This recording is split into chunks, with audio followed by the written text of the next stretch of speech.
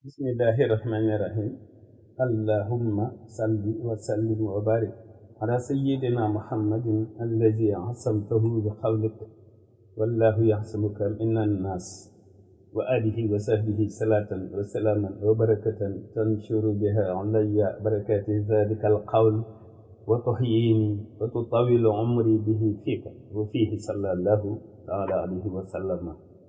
amin ya rabbal alamin. وجعل هذه القصيدة التي أغزتها منه حسنا من حسونك التي من دخل في واحد منها أمن من عذابك ومكرك أبدا وبارك لي فيها ولكل من حفظها أوهم لها بركة تقي كل سوء في الدارين أبدا. قصيدة بي رضي الله عنه سرين ساليه سهدانك جانغل ومي وخاني حفيظ قاهر جل مانه tedd ki bi mu defee ni mu baaxoo waxee yàlla ci yonent bi sallallahu alayhi wa sallam ci tiraanga ak jàmm ak barke wax ko ni ko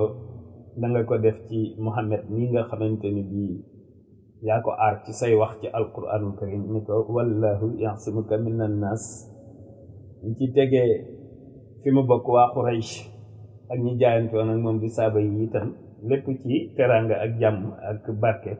daf ko ni nag nanga ko tasaari ci man tanshuru biha alayya barakati dhalikal qawl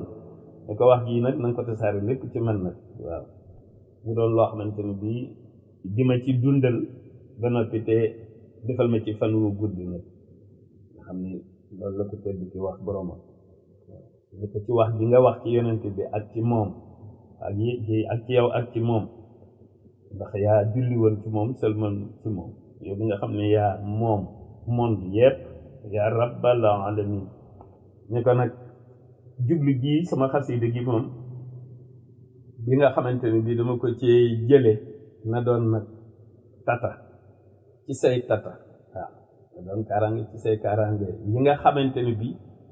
ku ci dugg ci benn sa tata yi nga xam ne ku ci dugg ci benn rek maanaam sa aarukaay yi nga xamante ne ku ci dugg ci benn rek dal di aaru nag dal di mucc te képp koo xamante ne bii nag mukkal na ko xasida gi mbaa mu amee ko rek na nga ko ci baaxe ci barke bi ci seer na de waxaani xafizun xaahirun jalla maanihu jamiha al azal wal xayru lil yowma taihu ajarani al qaharu min jumlati al ida waxaanathumu armahuhum wal madafihu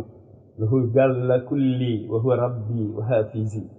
bihi yantafi anil bala wal waqa'ihu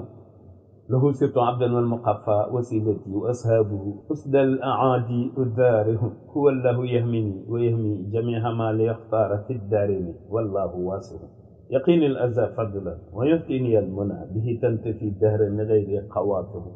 halimun hakimun qad hamani bi hikmatin wa yakfi janabi sharra ma huwa waqihu salaatan wa tasliman min allahi abtaqi liman kaana bi taati abdan yusaarihu muhammadin almunji dawaman xadimahu mahal ali wal ashaabi nihmal mutaawihu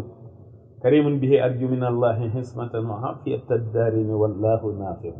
min allahi rabbi nnaasi arju saadatan wa an yaqbala la ahmala wallahu raafihu najaati wa injaa'i wa hawzi istiqaamatan uhawiluha billahi walqalbu xaanihu إلا الله بالقرآن والسنة التي هدتني سرفت الكل والقلب خاشع له سرت بالقرآن عبدا قديم من له قدمتي شوقا له وهو شافه نبي الهدى بهر الندى ديغم العدى من الجود ينفي الفقر والسيف قاطه إلى المصطفى خير البرايا محمد صلاة من الله الذي هو جامه سلام على الماهي مع الرسل والملا من الواحد القهار من هو مانه سبحان ربك رب العزة عما يصفون والسلام على المرسلين والحمد لله رب العالمين.